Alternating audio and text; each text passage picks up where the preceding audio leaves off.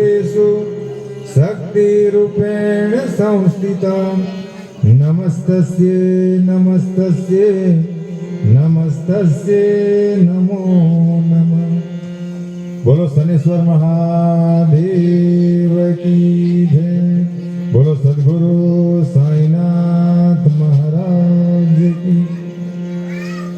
तो આજનો પવિત્ર દિવસ બેરવી ગામ અને શનેશ્વર ધામની અંદર આપણે બધા જ ભક્તો દર મહિનાની અમાસે આવી જ રીતે ભેગા હોય અને આટલી સરસ રીતે શ્રી હરિના નામ સ્મરણ કરતા હોય તો એમ કહેવાય કે કોઈ માણસ પર આગ નહીં હોય, કદાચ માચીસ નહીં હોય કે સળગાવવાનું સાધન નહીં હોય તો એને ગમે તેમ ઘસીને પ્રગટ કરવું પડે.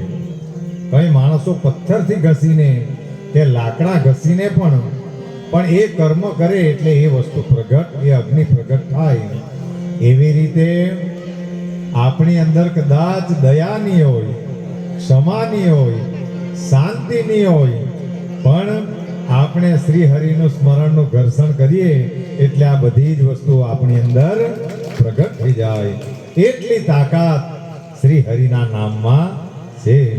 અને આ અનમોલ મૂડી આપણને આપણા સદગુરુ એવા સાઈનાથ મહારાજની અસીમ કૃપાથી આપણને આ મળેલી છે કે જે આ લોકમાં તો પરમ સુખ આપનારી, પણ દેહ સોયડા પછી પરલોકમાં પણ પરમ સુખ આપનારી આ અનમોલ મૂડીને પહેલા તો આપણું સદભાગ્ય જે છે કે સદગુરુ જેવા સાંઈ બાબા જેવા સદગુરુ આપણને આપણા ભાગ્યથી મળ્યા.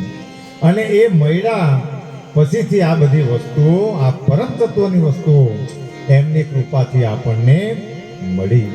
અને સંતો અને શાસ્ત્રો એમ કહે કે કદાચ ભગવાન પણ આપણા ભાગ્યની અંદર સુખો લખવાનો ભૂલી જાય, એ વિધિએ પણ સુખો નહીં લખેલા હોય, પણ આખું કોરું કટ હોય, પણ ખાલી ને ખાલી સદગુરુનું ચરણો પકડે, એમની ભક્તિ કરે એટલે આખું પાનું ભાગ્યનું ભરી દેતા હોય.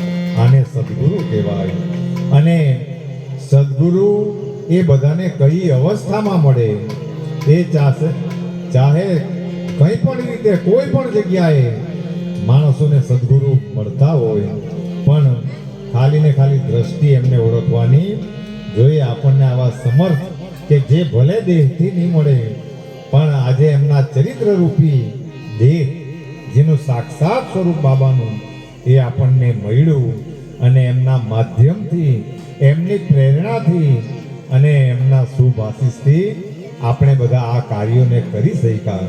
અને એ પણ નિમિત્ત બનીને મારો ને તમારો ખાલી ભ્રમ છે કે આ હું કરતો છે, આ હું કરતો છે, એ ખાલી ને ખાલી માણસોનો ભ્રમ છે. પણ ભગવાન અને સદગુરુ આપણા પર કૃપા કરીને આપણને આ કરાવી રહેલા છે અને આપણે કરી રહેલા છે.